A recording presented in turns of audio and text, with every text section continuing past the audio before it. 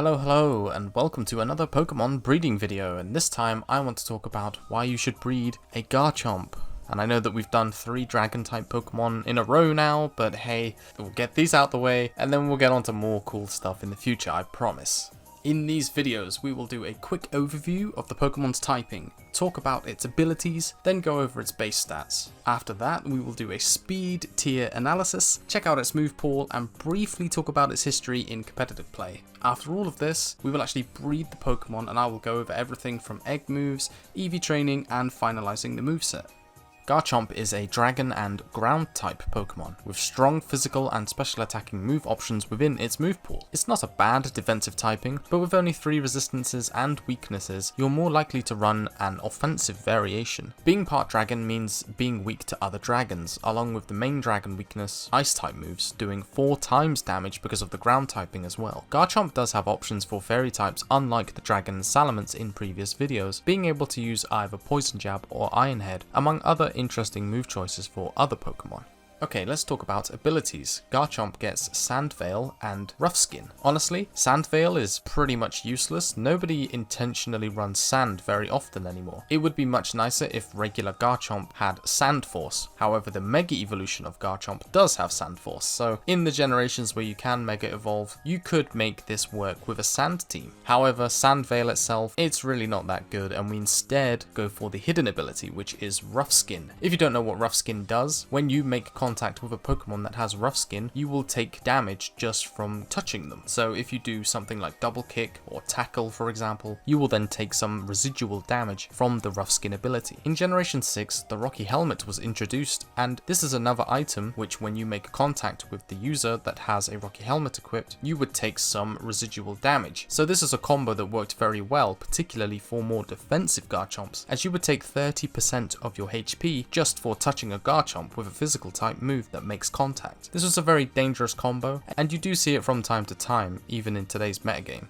Time to talk about base stats, and of course, Garchomp is the pseudo-legendary of Generation 4 and has great base stat distribution for a very fast physical attacker. It has 130 attack, which is still in the ballpark of Dragonite and Salamence, while also being faster than both of them with 102 speed. Garchomp also has 108 base HP and defense stats just shy of 100, which makes it naturally bulky as well with much higher HP than the previously mentioned Pokemon. You can see that the only real dent in Garchomp's base stats is the 80 special attack. It's really not easy to make special Garchomp work due to no way to innately boost its special attack, but don't let me stop you. You can run the Choice Specs moveset if you want. It has plenty of good moves in its move pool. Alright, time for some speed tier talk. Garchomp's 102 speed is part of what makes it such an infamous Pokemon. There was once a time in Diamond and Pearl, and even Black and White online play, where every Garchomp that I went against had a Choice Scarf, and maybe it wasn't every time, but it felt like every single Garchomp was faster than my max speed and Jolly Garchomp. Adamant Garchomp with a Choice Scarf can outspeed Choice Scarfed Jolly Excadrill and Timid Dragapult that has maximum speed EVs. Dragapult has a base stat of 142 if you didn't know. Of course, Adamant is not the fastest version, as opposing base 90 to 100 speed Choice Scarfers would also just outspeed your Adamant Garchomp. It's really your choice when it comes to running a Jolly or Adamant Garchomp with a Choice Scarf, as your opponent is still going to be wondering whether or not your Garchomp is Choice Scarfed, if they are anything like me. Alright, time to talk about move choices, and Garchomp has always had it pretty good when it comes to move choices, having access to some of the strongest physical attacking moves such as Outrage, Earthquake, Stone Edge, and Dragon Claw, if Outrage isn't for you, along with a plethora of other type coverage moves. Garchomp's raw power can be scaled beyond its initial values with Swords Dance, however it does not get access to Dragon Dance, so it cannot boost its speed like Salamence and Dragonite could in previous videos. However, we're effectively doubling, tripling, or quadrupling our damage output every time that we use a Swords Dance by increasing our attack by 2 stages, up to a maximum of 6. This is very powerful, and it's very dangerous to be on the receiving end of a Garchomp that just clicked Swords Dance with some sort of momentum during the battle, as you will be looking for ways to try and get this thing off the field as soon as possible. If you did want some type of special move Garchomp, then it does get access to Draco Meteor, which can be surprisingly strong, which can hit things like defensive Landorus and and Rotom Wash quite hard, as they're normally EV'd to be physically defensive. Fire Blast has also been a classic option in the past for those pesky Ferrothorns. Talking about the defensive moveset for a second, you could use Stealth Rocks, Dragon Tail, and Toxic on the tanky Garchomp movesets, as these have all seen usage in the past. If your moveset consists of Sword Stance and a Dragon type move and a Ground type move,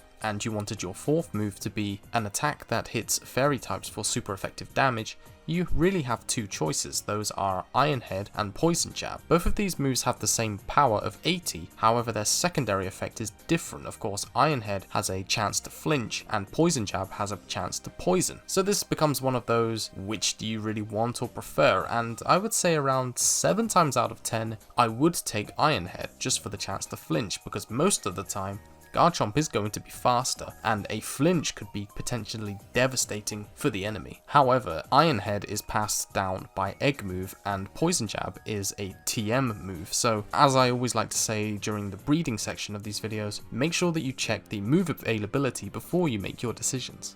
In terms of Garchomp's competitive history, it has pretty much always been in the high Uber and OU Smogon tiers throughout the generations, and any experienced player will try to uphold the masquerade of being choice scarfed, even if they are not choice scarfed. I have very good memories of trying to uphold this mind game, and then when the time is right, clicking Sword Stance, and on Pokemon Showdown in particular, some people will just leave the game because they know they've already lost at that point. That is just how strong and threatening a good, well-played Garchomp can be. Garchomp has been played as a defensive Pokemon that can set up Stealth Rocks. It's been used as a lead counter to other Stealth Rockers, being that it can use Stealth Rocks and Sword Stance and both of its dual stab, because Dragon and Ground typing is so hard to resist. You're basically looking at flying types, you know, they're immune to ground and they take neutral damage from the Dragon type moves. So you're looking at Landorus and Zapdos, oh, and Corviknight in Gen 8. I recently played Gen 8, so I'm not overly familiar with the Pokemon. You've got your offensive, your defensive, your lead version, there's a special attack version if you want to meme on people. Garchomp is super versatile, it's so threatening if you play it the way that a lot of people play it, which is just Sword Stance and some attacks, or the Choice Scarf version, which is 3 physical attacks. Typically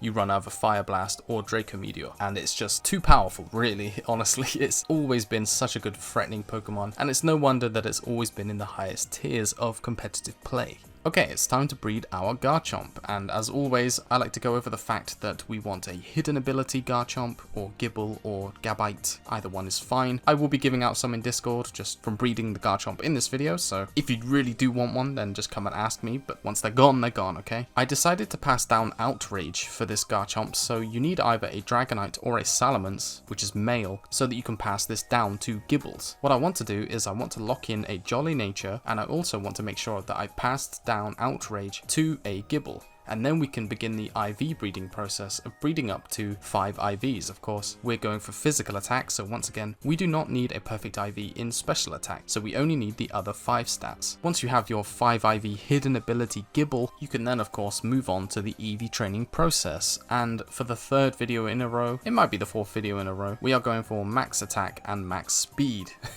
It's just too simple, and the most convenient thing about this is you can EV train all 4 of these Pokemon at the very same time. So if you managed to get your eggs hatched for each Pokemon in this series and you didn't get around to EV training yet, conveniently I made a lot of these EV spreads the same, so that if you have multiple copies of your power items, you can EV train all of your Pokemon at the same time. And personally, this is what I like to do, as it saves so much time in the long run. But let's say that you now have finished EV training, you have maximum attack EVs, maximum speed EVs, and you put your last 4 points into either defense, HP, or special defense. We can move on to fully evolving, leveling to level 50, and finalizing the moveset. Of course, I want this to be a choice scarfer, so I'm going to use an Earthquake TM, and maybe I'll use Poison Jab because I didn't get round to passing down Iron Head. However, if you would like to pass down Iron Head as an egg move, you can do that. Once you have your Outrage Gibble, all you need to do is make sure that it's female, and then get a Aeron Aggron, Laeron, or Aggron, which knows Iron Head, make sure that it's male, put that in the daycare, and you would have passed down another egg move. Honestly, I think it just slipped my mind, and I went for the convenience of teaching Poison Jab by TM, and I know many other people will do this too. I can just imagine that the effort you put in to get Iron Head as an egg move, and then making something flinch where it really helped you out, you would feel really happy about the decision that you made. So again, if you can really be bothered to go the extra mile, then make sure that you get Iron Head as an egg move in Brilliant Diamond and Shining Pearl. But with that said, that is another competitive Pokemon done, and if you do want to win this particular Garchomp, make sure to check out the Twitter giveaway. That's going to be everything for this video, so thank you all for watching, and hopefully I'll see you in the next one. No dragon types, I promise.